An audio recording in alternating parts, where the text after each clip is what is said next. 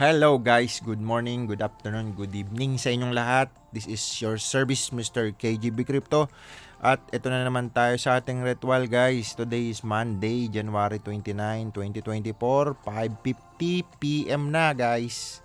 So ayun, ayan, meron tayong 39. Claim lang natin kasi ngayong kalahati binibili natin ng 40 na oh. Binibili natin ng berry. Okay, so claim lang natin yan. Kasi pag pininood ko yung restake, lahat yan, pag marirestake, hindi ko siya mahahati.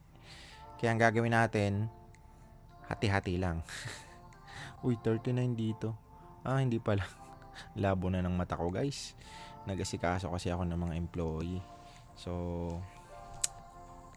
alam nyo guys, kung papasok kayo sa mundo ng stake na muna natin to. Sa mundo ng pagnenegosyo. So, 20.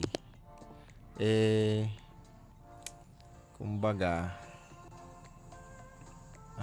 mahirap din mag-business. Lalo na, bihira ka lang kasi makakachamba ng ng matitinong empleyado. So, bawat negosyante kasi, bigyan ko kayo ng mga bawat kasi negosyante, lalo na ako, ang dami kong company.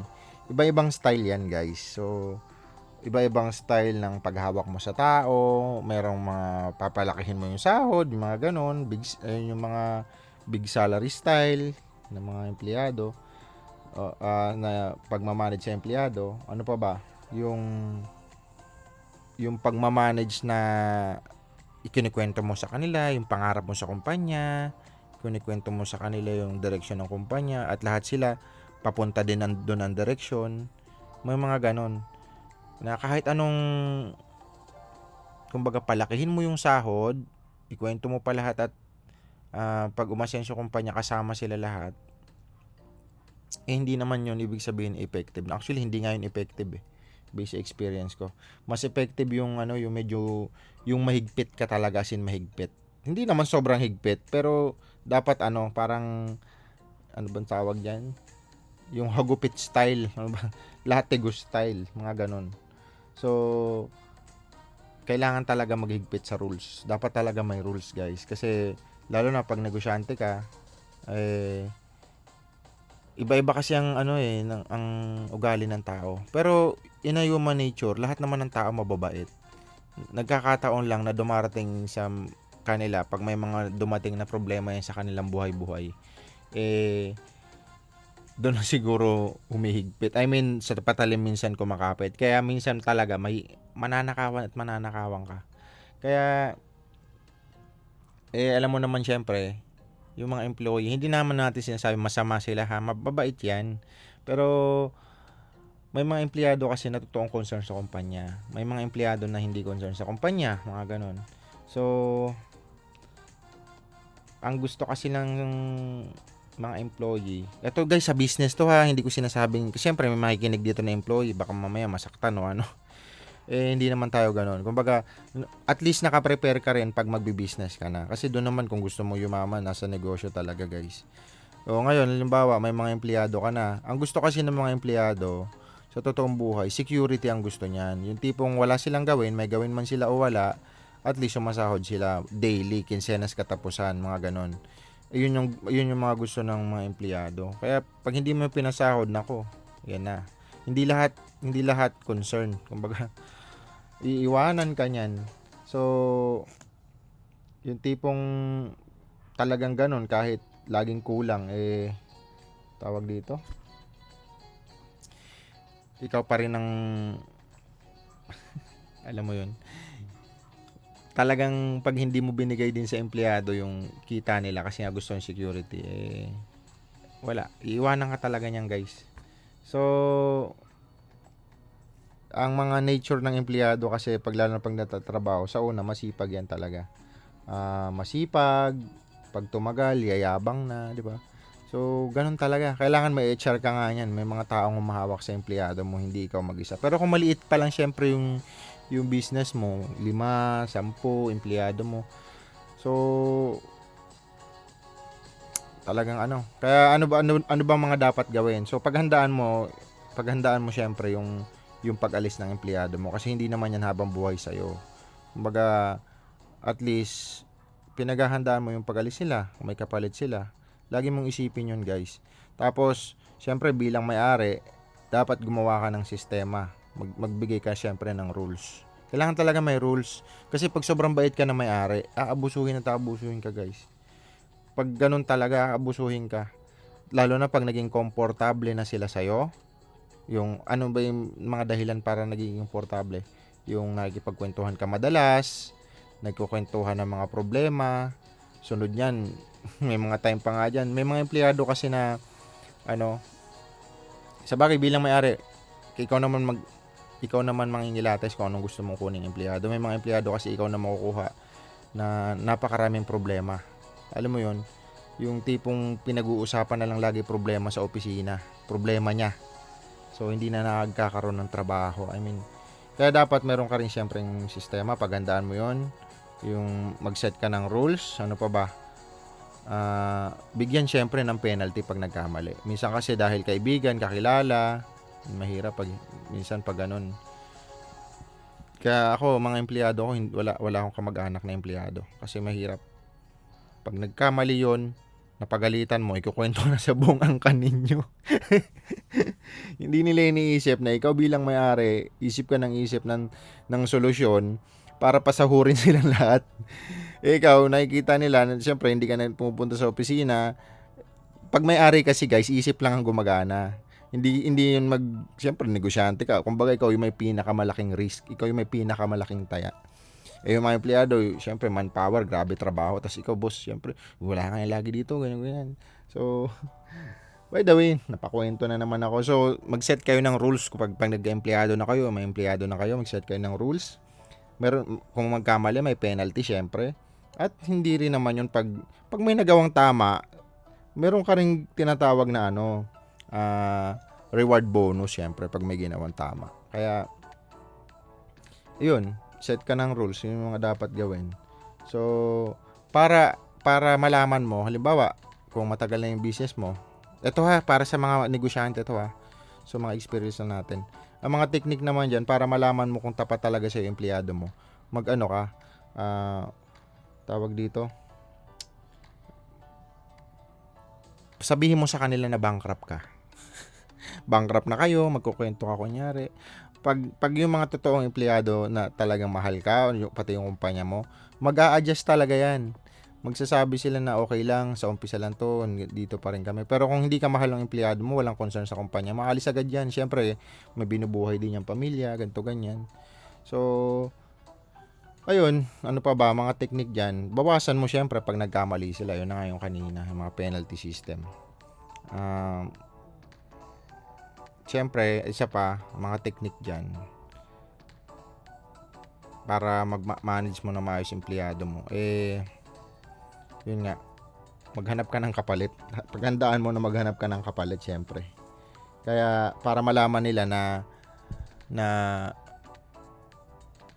kahit wala sila, mabubuhay yung kumpanya. Kasi yung iba, syempre, pag yung trabaho, siya lang mag-isa at walang kapalit, nako, pag umalis yun, yari ka. Or pag, kumbaga, ikaw na yung kukontrolin. Ito guys, sinuulit ko lang disclaimer para lang po ito sa negosyante at sa magbi-business na gusto mag-manage ng employee. Ulitin ko, hindi ko po sinabi ito na masama ang mga empleyado. Siyempre, in a human nature nga, mababait naman lahat ng tao. May kanya-kanyang topak lang. Depende yung nangyayari sa buhay nila. O ano-ano yung makaka-apekto nun. Unang-una yung kinakain. Kung unhealthy yung pagkain ng empleyado, unhealthy rin mag-isip yan. Unhealthy din ang mga pananaw yan sa buhay. Depende kung saan siya lumaki. Depende kung ano yung mga nakasalamuhan niya. At, ayun. Kaya, kumbaga, mas maganda maghanap kayo ng mga empleyado na may takot sa Diyos, syempre. Iba pa rin pag may takot sa Diyos. Kaya, yun, yung mga tip natin. Napakwento na naman tayo ng 9 minutes, grabe. Pero ang sakit kasi ng ulo ko, galing kasi ako sa opisina, ginawa ko yung mga problema doon. So, solusyon na natin. Ganoon naman pag may-ari ka ng kumpanya. Okay, so balik na tayo sa ating mga nangyayari sa crypto. Napakwento na naman ako guys, pasensya na kayo. Pero at least may nabibigay ako sa inyong idea. So check natin tong mga Market. So, meron 96 trillion yung market cap ng buong crypto. Ito yung mga trending. Siyempre ngayon, trending ulit si Manta. Oh. So, si Bitcoin, stay put lang pero umangat siya. Yung mga ilang araw siya umangat. At, ayan, mga tumaas. Tingnan nyo na lang yung top 100. Makikita nyo dyan. Ang top search, dito lang yan. Makikita nyo. Okay. So, syempre, makakatulong din sa inyo, lalo na sa mga bago, itong mga website na to. Itong DeepalYama, makikita nyo dyan. Yung mga explore nyo lang na-explore kung ano laman ito. Bahala na kayo, ang hina ng web, internet. Tapos ito yung mga news, yan. Makikita nyo yung mga news sa crypto, bakit siya bumagsak, bakit siya umangat. Makikita nyo yan dyan, guys. Lalo na sa mga nagtitrading ng futures, nagtitrading sa, ito pang crypto lang kasi ganito rin sa forex, meron kaming news. So makikita mo doon yung forecastinvesting.com, Forex Factory. Makikita mo doon kung bakit aangat, kung bakit babagsak ang crypto. Ay, forex, sorry. So, ganun din dito sa crypto. Ayan, kagaya nito, si Hong Kong daw, set spot Bitcoin ETF, application, stable interest. So, yun, kumbaga, ayan, makikita mo lahat ng update dito. Delay lang siya ng 5 minutes, guys. So, pag may ganito ka kasi, mas calculated mo yung risk. Hindi magmumukhang sugal, lalo na pag nagtitrade ka sa futures ng crypto. Siyempre, kaya, ayun, makakatulong din ito, guys, kahit papano. Tapos, DeepalYama, ayan. Okay, so bakit ang bagal niya dito? Naka-off. Ayun. Ayan, yung overview niya, mga chain, compare chain, mga airdrop, pati airdrop guys, makikita nyo dito. So ayan, no, 3 days ago listed. Ayan, mga lending, yung mga kumbaga utang. Ito yung mga token. So makikita nyo yan dito sa DeepalYama. Napakalaking tulong nito guys. Kasi nga ako dati doon sa nonsense ako. Medyo dito, nagbabayad kasi ako dito eh. Ito, parang 8,000 per month. Pero dito kasi mas may mga God's mode na tinatawag dito. Ang galing, sobrang ganda nito. Kaso nga lang, syempre medyo maraming may mga babayaran dyan. Pero halos pares lang din sila nitong DeepalYama. Pero syempre mas advantage dito. Pero ayun ko, dito na lang mas libre pa. Mas marirecommend ko sa inyo to. Tapos ayan, mga top protocol, comparison. At talagang marami ka matututunan dito guys pag nag-ano ka, crypto. So, DeepalYama, tsaka sa news, tsaka ito. So, parang nonsense din to. Makikita mo dito yung mga wallet. Imo-monitor mo yan, bawat whale. Tapos magsaset ka ng alert. Pero, hindi pa kasi ako dito nagsa-sign up. I mean, may bayad din ata dito. Pero, bihira ko naman to gamitin. I-explore nyo na lang guys sa inyong website to. Ayan, hanggang dito. Ayan. Okay, sa alright. At least sa mga bago, makikita nyo yan guys. At basa na tayo ng mga komento. So, thank you so much pala sa inyo. Sa ilan na ba ang ating masugid na taga-subaybay? To 85 na tayo, guys. So, check na natin yung mga comment. Thank you sa mga nanood na comment dito kasi gagawin na natin tong daily. Bibili tayo ng Pixel Daily o Berry. Okay, araw-araw tayo yung manood. Basa tayo ng comment. Okay, shoutout sa'yo. Combat 1418, bago lang po ako dito sa channel mo sir at baguhan lang po sa crypto. Lumabas ka sa algorithm ng YouTube ko kaya looking forward ako sa mga na may mapupulot na diskarte at kaalaman dito. Okay, welcome sa ating channel guys. Shoutout sa iyo sir. Combat 1418. Sir Neil, yun, laging present to si Sir Neil. Everyday dumadami subscriber mo. 6 months from now, di ko na mabasa mga comment. Di mo na mabasa mga comment. Hindi naman check natin sir. Magkakaroon tayo ng ano niyan, randomly siguro na. Okay, Sir Franco de Vera, unang araw ng Berry, video loads. Hold lang ng Berry para umangat. Paldo tayo lahat. Okay, Sir Franco, yan. Insight, insight po sa Wing sa Solana blockchain po. Maganda po ba i-hold? Hindi ko pa alam yan sir. Check natin yan. Check natin yung Wing na sinasabi ni Sir Franco. Wing. Dito ko lang i-search kasi mamaya. Yan. When? Solana blockchain. Ito siguro yun. So malalaman mo kasi kung ito Solana to. Ayan. Okay. Ayan, kunyari nasa CoinGecko ka, ayan, titingnan mo lang, ito kaka-add lang niya ng 27, so 2 days ago. So makikita mo ang market cap niya 8 billion na kaagad. Okay, 1 trillion. Ano ba tong token na to? Meme token? Win-win coin? Ano yun? Kasi meron ng Bonk na Solana blockchain. Kung ano to, meme token ha. This site is new, be careful. Naku po.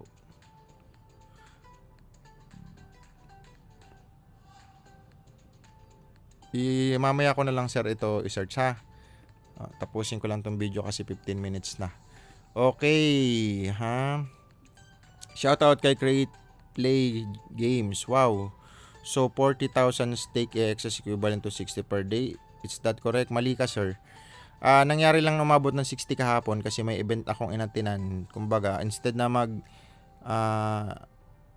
mag-stake ako ng alas 5 ng umaga, nakapag-stake na ako alas 5 ng hapon. So, dumagdag ng dumagdag.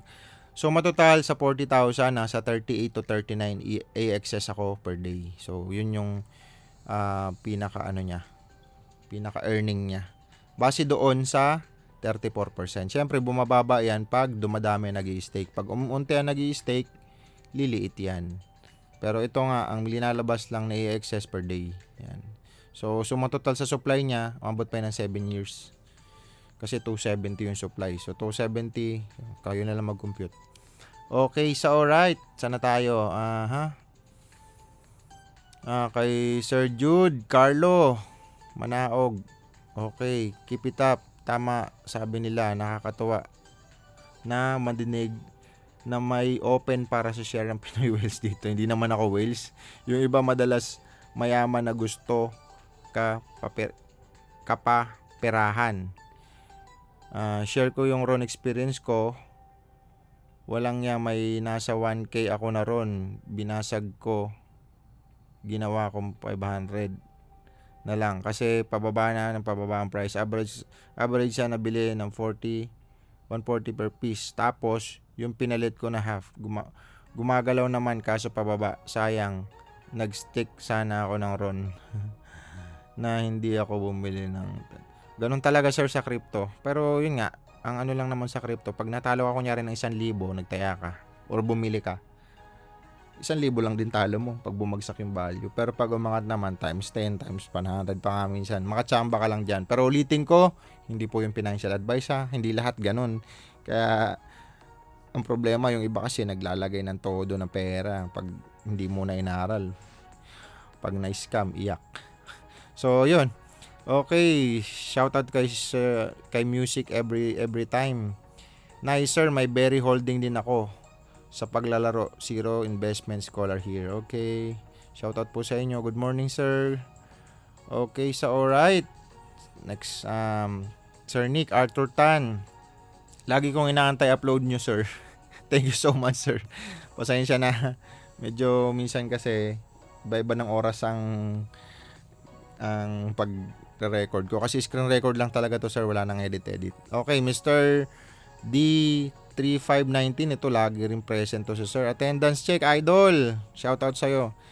Kay Buruki 6010, sir, thought nyo sa XRP, bakit po kaya wala siya masyadong galaw kahit nagpump ang BTC? Sana po mapansin. Salamat po sa palagi po akong nanonood ng update nyo.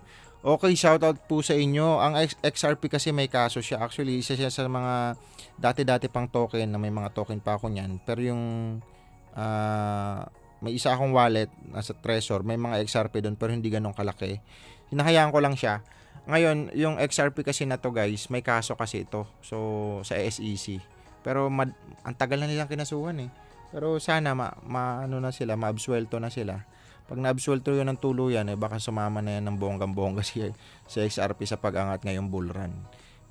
Nung mga nakarang bull run kasi hindi siya talaga umangat din kasi nga may kaso kasi siya guys na pending. Okay, Sir Pau 1228, present sir. Ay sir, kung mag-start ka from the scratch, ano ang gagawin mo? Kung mag-start ako from the scratch, syempre knowledge muna. Kailangan may knowledge ka Tingnan mo yung mayayaman guys. Pag sabi ko nga dun sa mga dati kong video, 80% ng nanalo sa loto naghirap ang buhay after manalo. Ibig sabihin, may pera sila, pero naghirap pa ang buhay nila. Bakit? Kasi pag nagkapera sila, kung regular silang empleyado, magre-resign. Kung nangungupahan lang, bibili ng bahay. Kung may anak na nag-aaral sa public, ililipat sa private. Lilipas sa mga taon, puro palabas ang pera, walang pumapasok kasi hindi nga sila financial literacy. So, na-experience ko yan. Bakit? Kasi tapat lang ng bahay namin, kapitbahay ko mismo nanalo sa loto. After ilang taon, yung bahay nila sa akin na nakasangla at nawala na silang parang bula. Ganon. So, ganon talaga. Kasi bumalik sila sa probinsya at hindi nila na-manage yung pera nila. Pero kung ikaw naman mag-start from the scratch, tingnan mo yung mga bilyonaryo, tanggalan mo ng pera yan, as in zero. As in zero. Isang click lang, zero lahat. Kinabukasan, alam ang gagawin nila, alam na nila gagawin nila para kumita at yumaman ulit. So, kasi bakit? Equip sila ng financial literacy. So, marami silang knowledge about sa pera para kumita. Kaya yun ang ma-advise ko kung mag-start ako from the scratch, knowledge muna. Ngayon kung may knowledge na ako kung ano man business yung papasukin ko. Marami naman kahit walang kapital, depende sa skills na meron ka. At pag nakaipon ka na, yun, tuloy-tuloy na. Maraming sikreto ngayon. Nag-start ako 2009 at attraction marketing, online marketing. So, isa ako sa mga nauunang nagpo-post diyan sa Sulit. Ayos dito pa nga dati, yung sulit.com pa. So, bumibili lang ako ng mga product, ibang bansa, tapos pinopost ko. Tapos yun, doon ako nag-start. Tapos nag-aaral, tapos nag-business. Kaya, yun. Okay, sana nasagot ko, sir, kahit pa paano may onte. Hindi ko masyadong dinidiscuss kasi syempre for ano rin yan. Security purposes. Okay, Sir John, Cryptoholic, present. Shoutout Sir Lods. Okay, si Mr. Incognito. Okay, ritual ko rin. Napanoorin mga video mo, sir. Taga Nueva Ecija po ba kayo? Hindi po ako taga Nueva Ecija, pero ang dami ko pong scholar dyan sa Nueva Ecija. Nasa dyan halos sa 2,000 ko yung scholar sa Axie. Dyan po halos lahat. Ang top player ng Axie Infinity sa buong mundo, Pilipinas. Ang top 1 naman sa buong Pilipinas na player, Nueva Ecija. So, pumutok si Axie that time. Kaya, yung SEC natin, di ba? Binablock nga yung Binance kasi ang dami talaga natuto sa crypto, guys. Mula nung nag-Axie. Okay, Sir John, Mr. KGB, ano po masuggest nyo sa easiest way easy way para maging profitable full-time trader? Dapat may goal ka, sir. So, goal mo kunyari, gawin mong limit natin. Gawin mo limited lang. At least 30 days goal. Ang crypto trader kasi, 7 days a week. Kumbaga 30 days per month yan nagte-trade. Hindi ka guys sa forex na wala pag Sabado at Linggo. So, mag-set ka ng profit mo. Pag profit ka na, pahinga ka na. Tataas ang anxiety level mo at saka sasakit lagi ulo mo pag lagi ka nakatutok sa trading. At least mag-set ka lang ng oras. May mga strategy ka dapat na aralin kung anong fit sa'yo na strategy. So, dun ka lang mag-focus. Mahirap kasi pag sobrang daming knowledge na pagdating sa trading.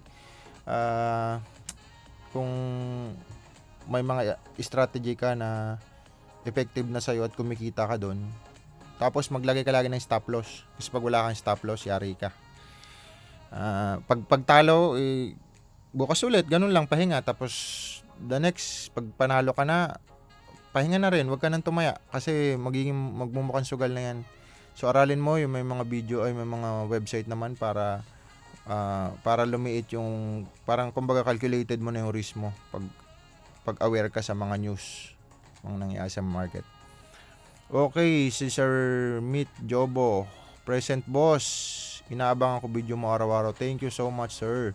Si Sir Instinct, kung linay ko na yung kahapon, ito laging present. Sir Instinct, shout out po sa inyo. Present always, syempre. Okay.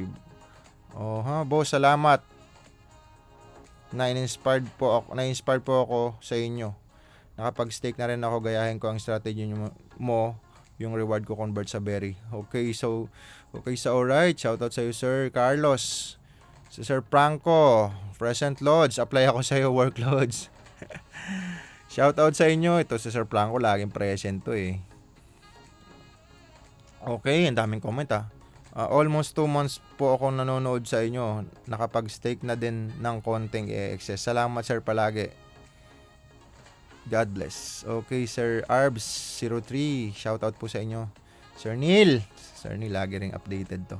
So, yun lang yung mga comment natin, guys, at gagawa pa ako ng video update to natin ng Pixel. Abangan nyo mamaya-maya. Pero maliit, ano na lang yun siguro. Unting explanation na lang yun. Okay, so alright. And ano pa ba? Ang update natin today is meron tayong 40,435. Thank you so much again sa inyo. Pasensya na. Maba na naman ang kwentuhan. Napakwento tuloy ako sa mga empleyado ko. Pasensya na. Pero yun nga, strategy lang pag ikaw pumasok sa business. So, number one, hanap ka ng mga empleyado na may takot sa Diyos. Ganon.